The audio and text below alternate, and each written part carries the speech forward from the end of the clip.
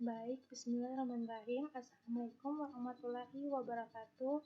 Perkenalkan, nama saya Hatul Dabia dengan NIM H1A123268 dari kelas E angkatan tahun 2023. Baik, pada video kali ini saya akan menjelaskan tentang materi UTS mata kuliah Teknologi Informasi. Baik, langsung saja kita mulai.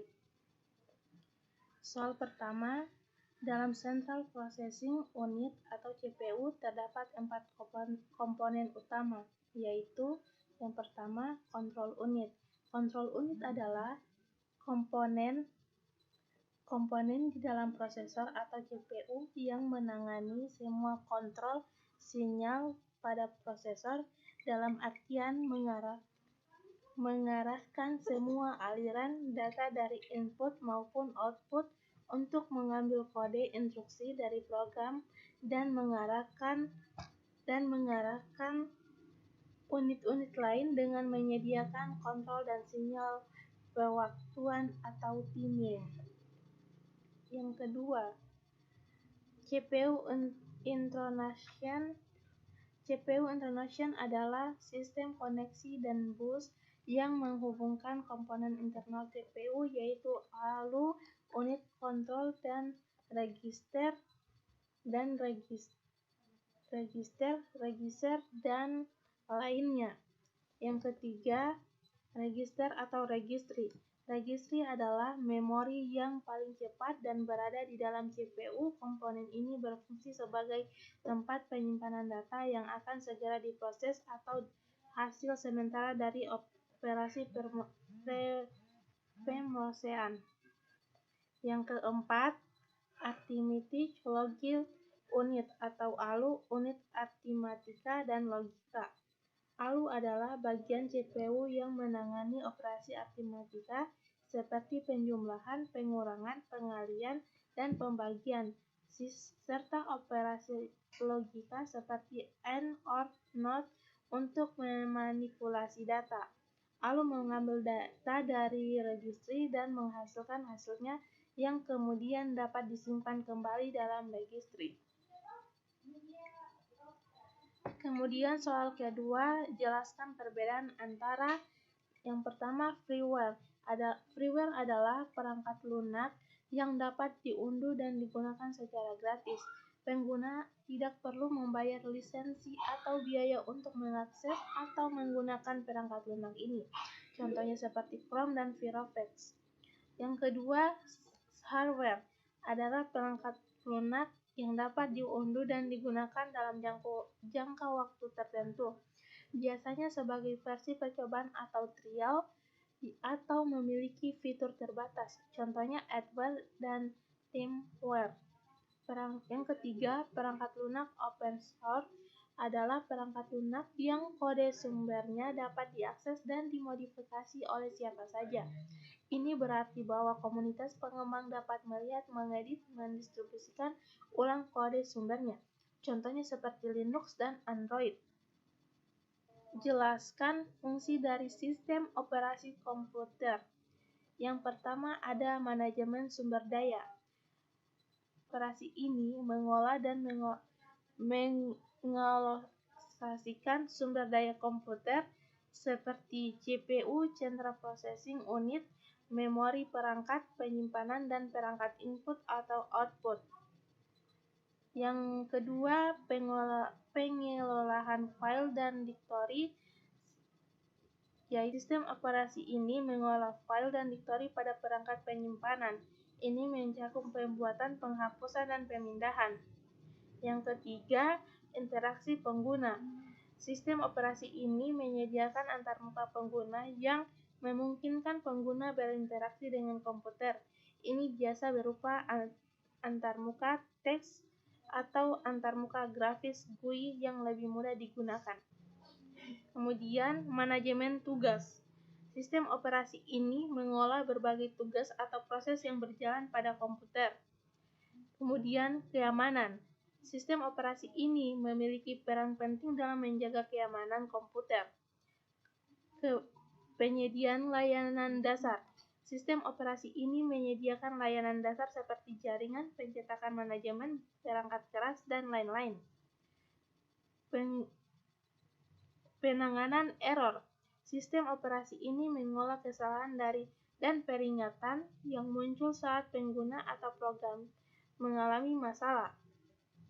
Kemudian yang terakhir, manajemen energi. Pada perangkat ini bergerak seperti laptop dan ponsel pintar, sistem operasi juga mengolah manajemen daya untuk mengoptimalkan pengguna baterai dan daya listrik.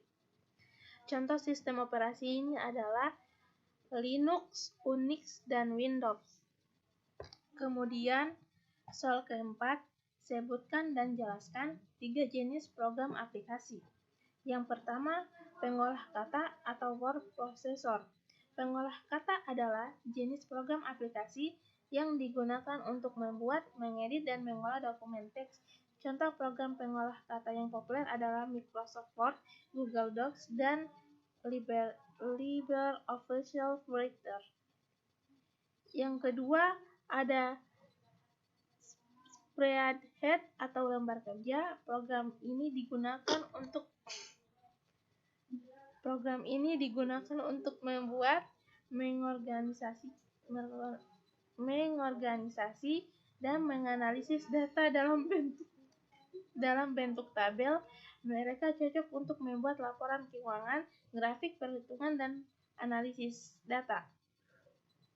Kemudian yang terakhir, perangkat lunak presentasi atau presentation software. Perangkat lunak presentasi dirancang untuk membuat tampilan multimedia yang menarik untuk presentasi. Mereka memungkinkan pengguna untuk membuat slide dengan teks, gambar, video, grafik, dan efek transisi. Contoh program presentasi yang populer adalah Microsoft PowerPoint. Oke, baik, kita masuk pada materi terakhir, yaitu jelaskan bagaimana kerjasama antara prosesor atau CPU dan memori dalam mengolah data pada komputer. CPU mengambil instruksi dari memori dan memprosesnya satu persatu. CPU biasanya memiliki cache tingkat kecil yang berfungsi sebagai memori cepat untuk menyimpan instruksi dan data yang sering digunakan. Data yang sering digunakan atau instruksi yang sedang dieksekusi dapat disimpan dalam cache. CPU mengambil instruksi dari memori dan memprosesnya satu persatu. CPU biasanya memiliki cache tingkat kecil yang berfungsi sebagai memori cepat untuk menyimpan instruksi dan data yang sering digunakan. Data yang sering digunakan atau instruksi yang sedang dieksekusi dapat disimpan dalam cache.